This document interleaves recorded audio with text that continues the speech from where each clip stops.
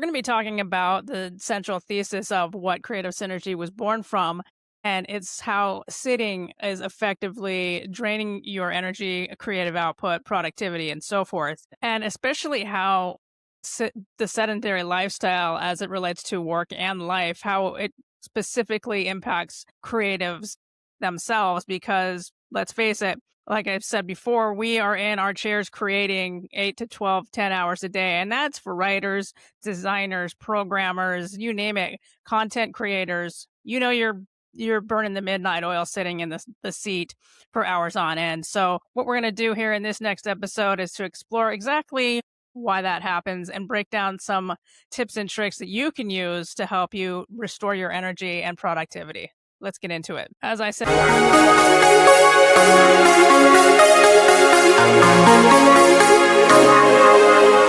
to the Creative Synergy Show, where we're talking mind body wellness for writers and creative professionals. I'm Coach Sin.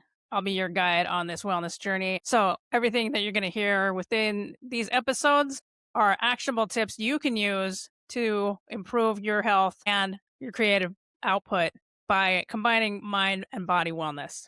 As I said, modern creative workflow is upwards of 8, 10, 12, 20 hours a day.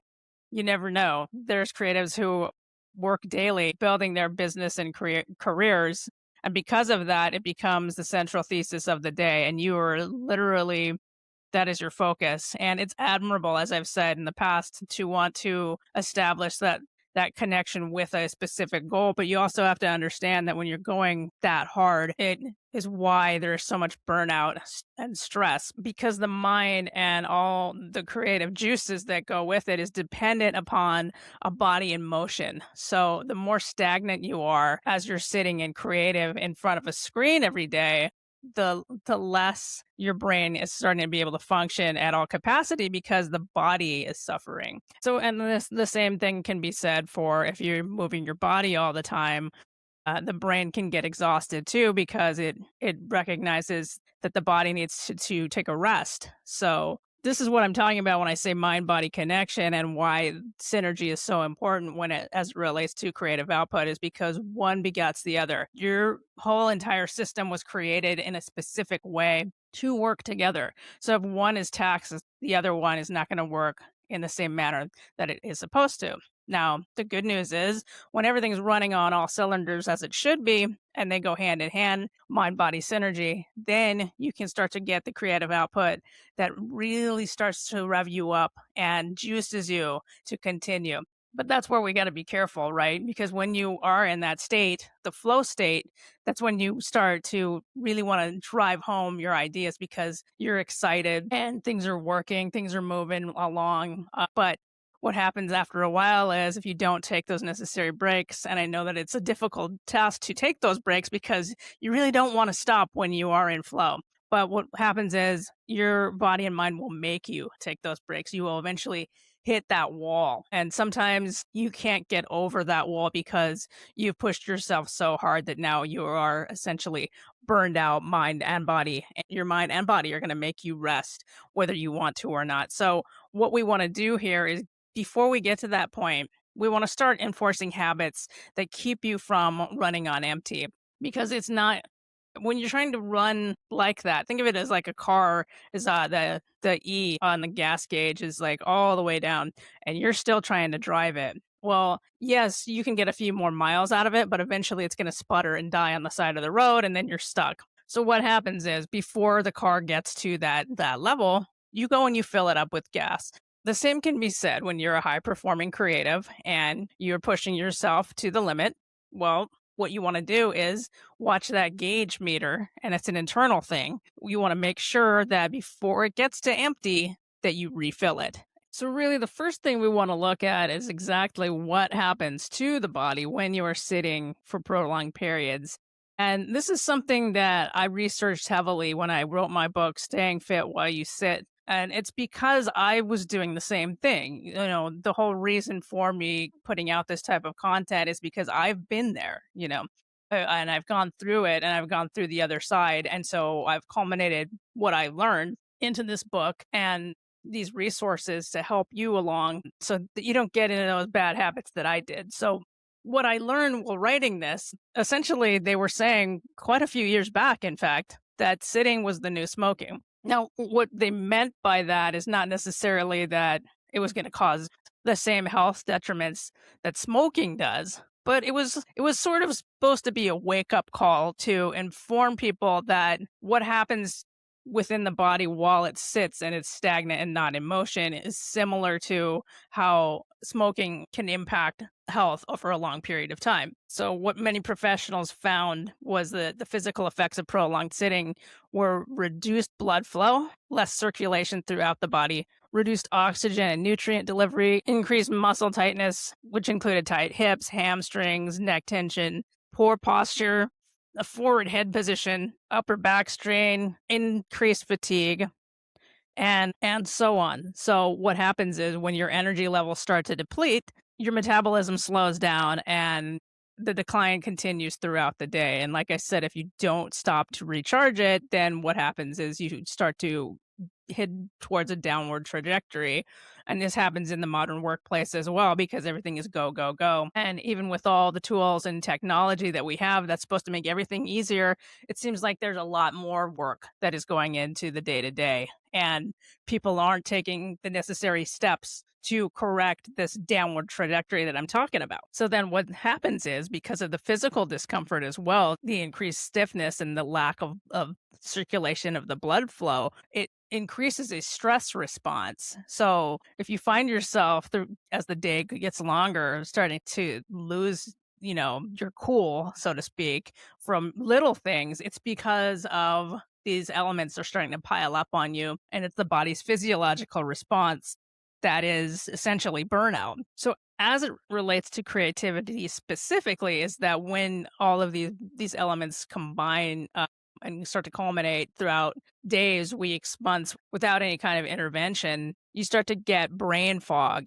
and your creative output level is sort of stuffed into this cloudiness. I don't, have you ever sat down to work on a piece, like write or create something, and you're staring at the blank screen or canvas or whatever you work on, and this nothing is coming because even though you carved out this time frame to work on your craft, there's still so much internal turmoil that you cannot focus on what it is you're trying to create. So we need to find a way to combat that.